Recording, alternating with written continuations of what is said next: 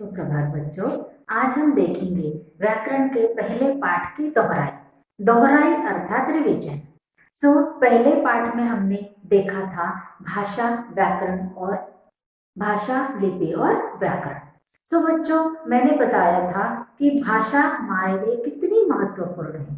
बिना भाषा के हम ना तो बोल सकते हैं, ना लिख सकते हैं, ना ही अपने विचार दूसरों तक प्रकट कर सकते हैं। भाषा जो शब्द है ये संस्कृत भाष धातु से बना है। धातु शब्द यानी मूल शब्द। यहाँ पर भाषा की एक व्याख्या है बच्चों। भाषा वह साधन है जिसके द्वारा हम अपने विचार बोलकर, लिखकर या सुनकर पहचान जाते हैं, अपने प्रकट करते हैं। इस तरह से भाषा के दो प्रकार हैं, मौखिक एवं लिखित। मौखिक यानी बोलना और लिखित यानी लिखना। सबसे पहले हमारे यहाँ जो मौखिक रूप है वो अस्तित्व में आया। उसके बाद में धीरे धीरे लिखने के साधन आते गए और ये लिखने का कार्य शुरू हो गया। तो मौखिक भाषा में हम कह सकते हैं जैसे कहानी सुनाना, रेडियो सुनना, टेलीफोन सुनना, उसके बाद टेलीफोन पर बातें करना, ये सब आएगा मौखिक रूप में। उसके बाद है लिखित रूप। लिखित रूप पत्र लिखना, प्रश्नोत्तर लिखना या फिर कहानी लिखना। जो लिखने के पूरे जो कार्य होते हैं वो आते हैं लिखित भाषा में। अब उसका एक और प्रकार है सांकेतिक भाषा। सांकेतिक अर्थात संकेत करना, इशारों से बताना। जैसे बच्चों हमने देखा होगा यातायात अर्थात ट्रैफिक पुलिस।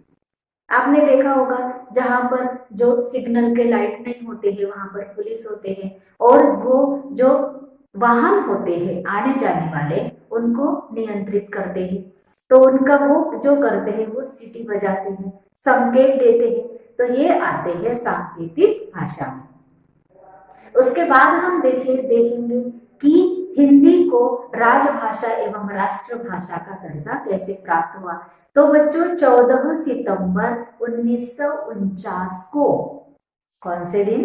14 सितंबर 1949 को हिंदी भाषा को संविधान में राजभाषा का दर्जा दिया गया। उसके बाद में जो सबसे ज्यादा भाषा जो हमारे देश में विदेशों में बोली जाती है वो है हिंदी, इसीलिए इसे राष्ट्रभाषा का दर्जा भी दिया गया। अब अंतरराष्ट्रीय भाषा, अंग्रेजी को कहते हैं अंतरराष्ट्रीय भाषा। तो अंतरराष्ट्रीय भाषा क्यों कहा जाता है? क्योंकि पूरे विश्व में ये भाषा बोली जाती है। तो अब ये हुआ बच्चों भाषा के विषय में। अब हम देखेंगे लिपि। लिपि किसे कहते हैं? मैंने बताया था कि जो आ से लेकर औ तक जो मात्राएं होती है, आ, ई, ओ, ए, ऐ, ओ, औ, जितनी भी मात्राएं हम लगाते हैं। अब बच्चों हमने देखा है कि कोई भी शब्द लिखने के लिए हमें मात्राओं की आवश्यकता होती है। तो ये जो मात्राएं है, जो लिखने का ढंग है, उसे कहते हैं लिपि।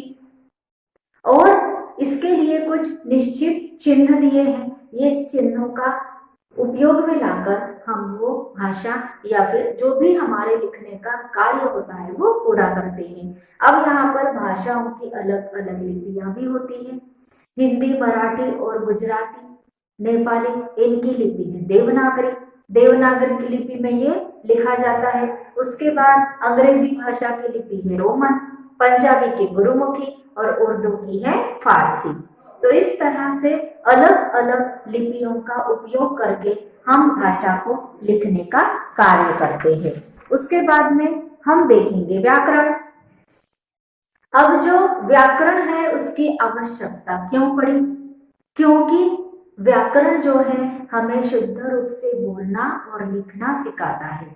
अगर व्याकरण नहीं होता तो हम अनपढ़ लोगों की तरह हमारी भाषा भी वैसे ही होती, हम लिखते भी वैसे ही, हम बोलते भी वैसे ही। इसीलिए निश्चित रूप से शुद्ध रूप से भाषा को बोलना और लिखना सिखाता है हमें व्याकरण। अब व्याकरण के हैं 3 अंग, वर्ण विचार, शब्द विचार और वाक्य विचार।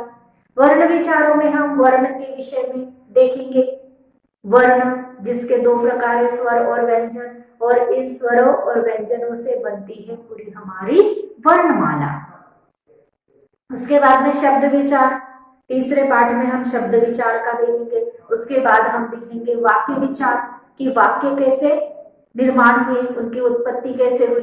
अब वर्ण कैसे बने हैं, वर्ण जो है वो मूल रूप है उसका, वर्णों के उचित संयोग से उसकी जो समूह होता है, वर्णों का समूह, वर्ण वह है जिसके और अधिक टुकड़े नहीं किए जा सकते।